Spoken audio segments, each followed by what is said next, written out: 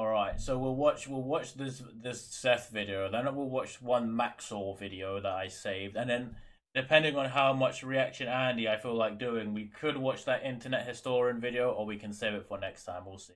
Yeah, we'll watch Seth Vampire the Masquerade because the new game that you guys maybe watched the trailer for looked interesting, so I want some more lore. And who better to explain to me the intricacies of a game than Seth, you know?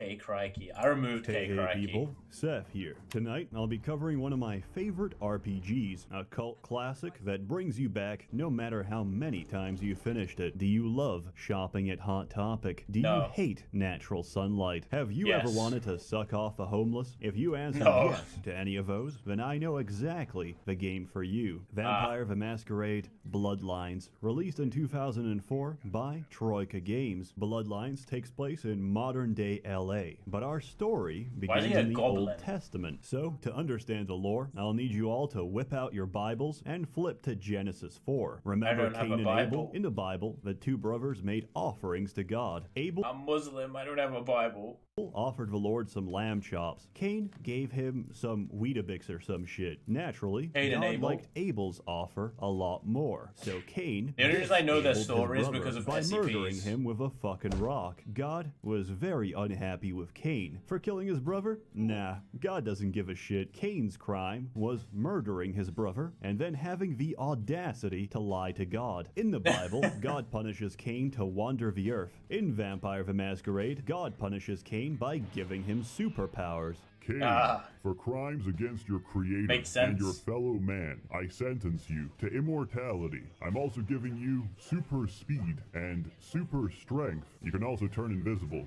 Would you like to polymorph? Did you ever think about it this way? What if the roles were reversed and God is the bad one and devil is the good one? Because the devil punishes bad people according to the Bible. So, you know, is he doing a wrong thing?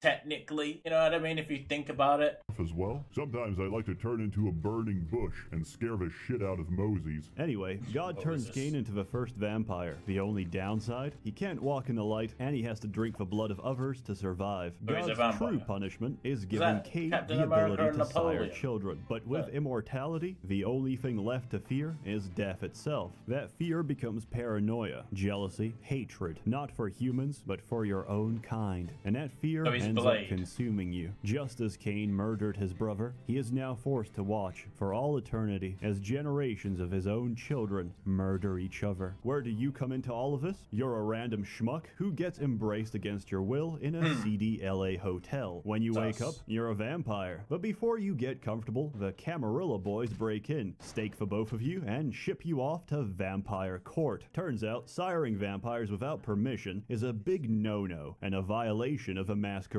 which is basically a loose set of rules to keep mortals from finding out about the supernatural, and from realizing that Vladimir Tepes was, in fact, a high-level Tsimisi who turned Romanians into dining chairs, because if humans ever found out, that's a guaranteed death sentence for every vampire on Earth. The judges make their verdict. Your sire gets decapitated by Magilla Gorilla, the African muscle man behind Sebastian LaCroix, Camarilla Prince of LA. And you're next on the chopping block. Oh well, at least you got laid. However, Nines Rodriguez, leader of the LA Anarchs, protests against your immediate execution. Suddenly struck with a flood of emotion and newfound empathy, LaCroix decides to spare you your life. Instead, he sends you off on a suicide mission to get killed somewhere else. Clueless and alone, you're thrown into this game as an unwilling pawn in a world of darkness. What?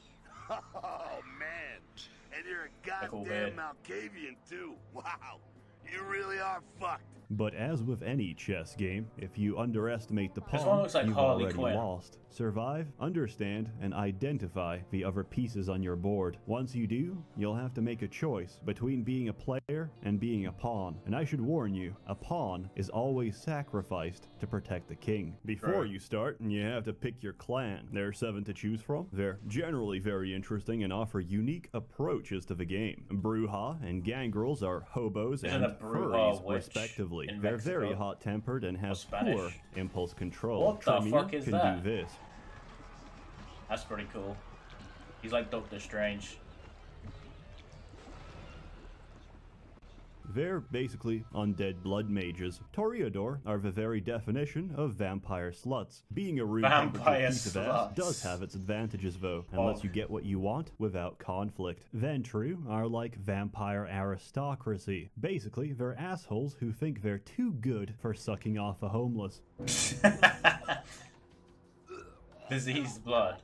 Wait, so if a vampire, technically, if it like bites someone with AIDS, does it get AIDS? Because I thought a vampire only died to like sunlight and wooden stakes, which is kind of, or is it silver bullets or some shit? I don't know. That's a werewolf. I'm not sure.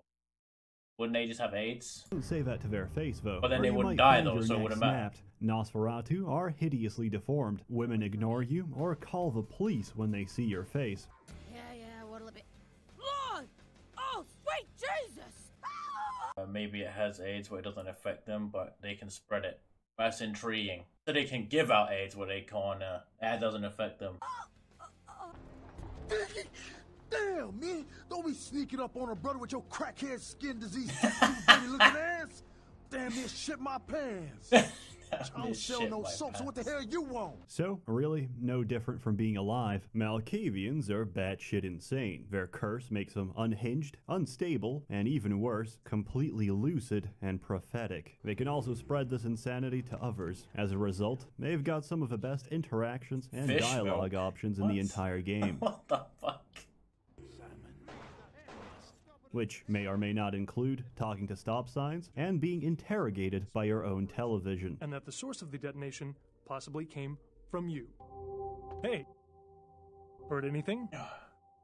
Kind of musky. It's no small secret that Clan Malkavian is my favorite. If it's your first time playing Bloodlines, I recommend playing any clan which isn't Malkavian or Nosferatu. Why? Because the Madness Network isn't random. It's foreshadowing. It's knowledge you know but shouldn't. And all of these revelations will go over your head when you can't make sense of it. Also, getting spotted out in the open is an instant masquerade violation for Nosferatus, which could result in your immediate death. It's better for seasoned players who already know who and where everyone and everything is. Also, I hope you like sewers, because you're going to be seeing a lot of sewers as a Nosferatu. Hope you packed snacks. But why would I play this old-ass game? They're the gremlins of the game.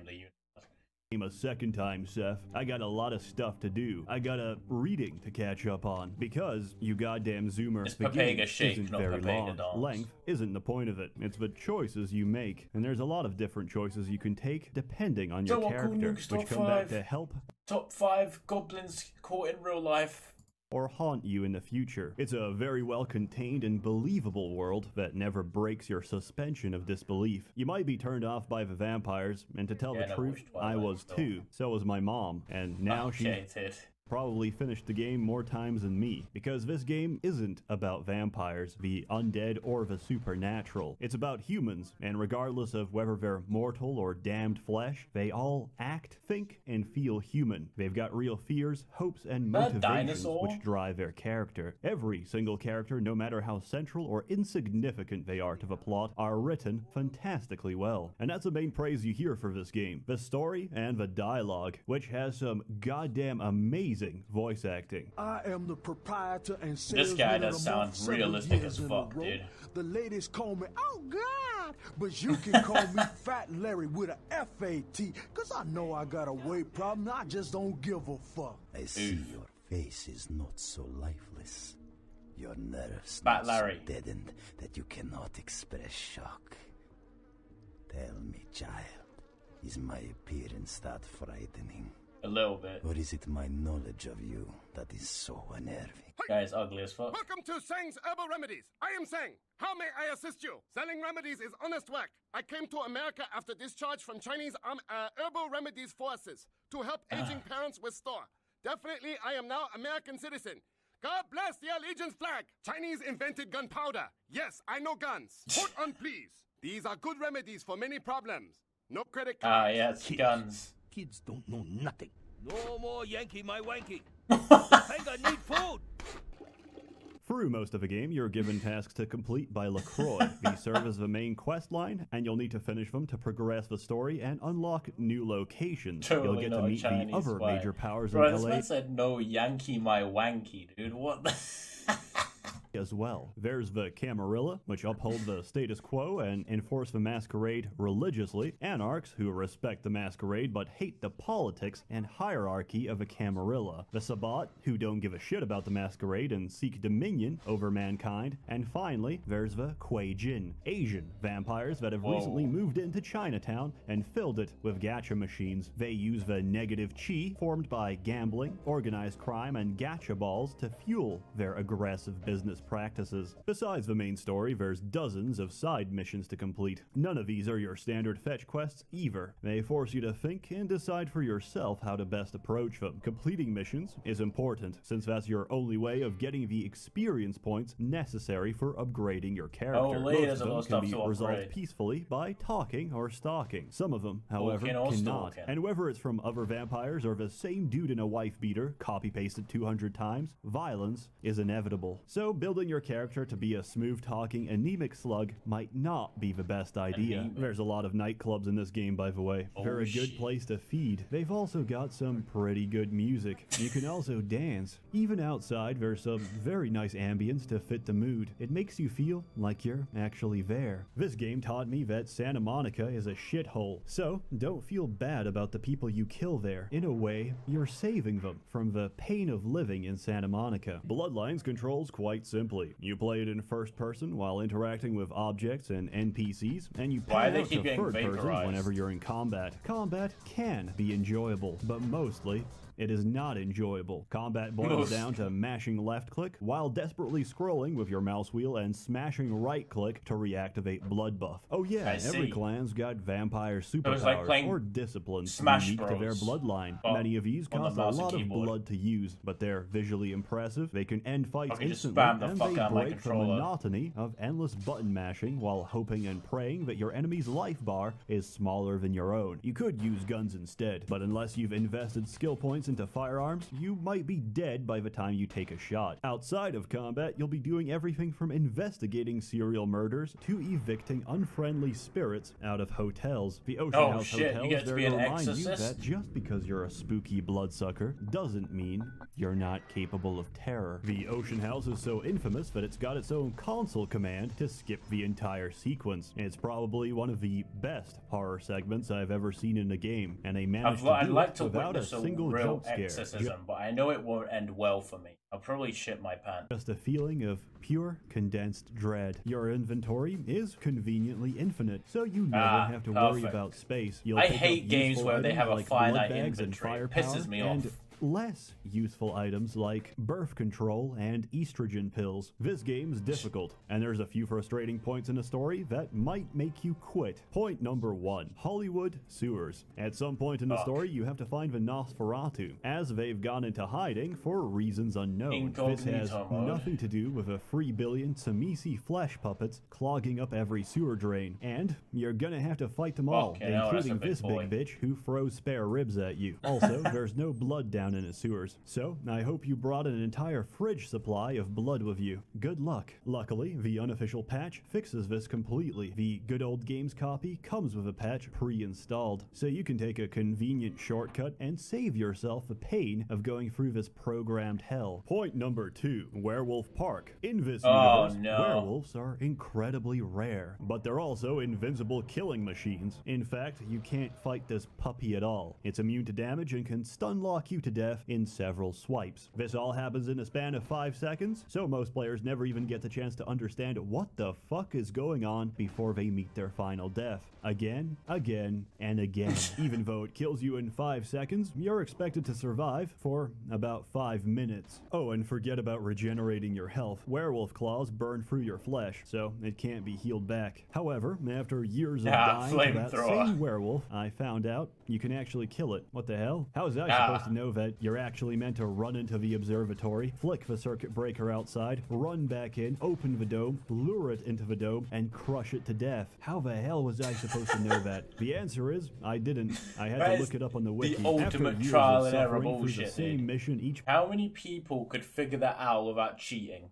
playthrough, this is oddly satisfying. However, if you can endure past those rough patches in the story, you'll start piecing together what's going on. The concern and focus of every major faction in LA is in one way or another centered on the arrival of a certain archaeological treasure, the Ankaran sarcophagus, which throughout the game has a bad habit of getting stolen. What's inside? Who knows? An old Assyrian king or a slumbering antediluvian, one of the oldest an old Assyrian king, or a slumbering and literally means before the biblical flood. Antediluvian, one of the oldest granddaddy vampires out there, who, if you traced your blood far back enough, might be one of your original fathers. Half a city believes the latter. They also believe that the moment Father Dearest wakes up from his slumber, he's gonna be hungry. Real hungry, and he'll sate that hunger by feasting on his children. Wherever we go, it is the blood of Cain which makes our fate. Your fate and the fate of the Ankaran sarcophagus are inescapably intertwined. Will you open up the sarcophagus or seal it away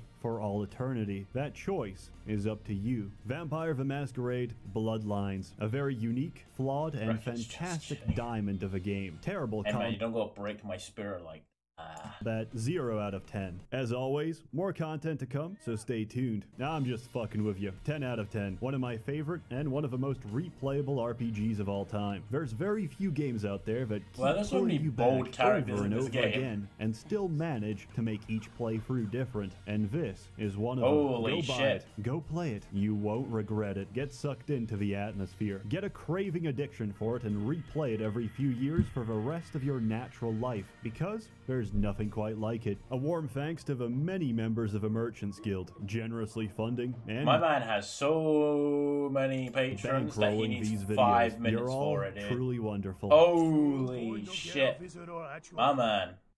Yeah, that was interesting. This actually, of all the Seth games I've reacted to, this would be the most likely one I would play. It actually looks interesting. Will I play it? Who knows? It seems frustrating, and you know me, I'm frustrating games, so you know. Outdated, overrated, now we debated. Bards, dude.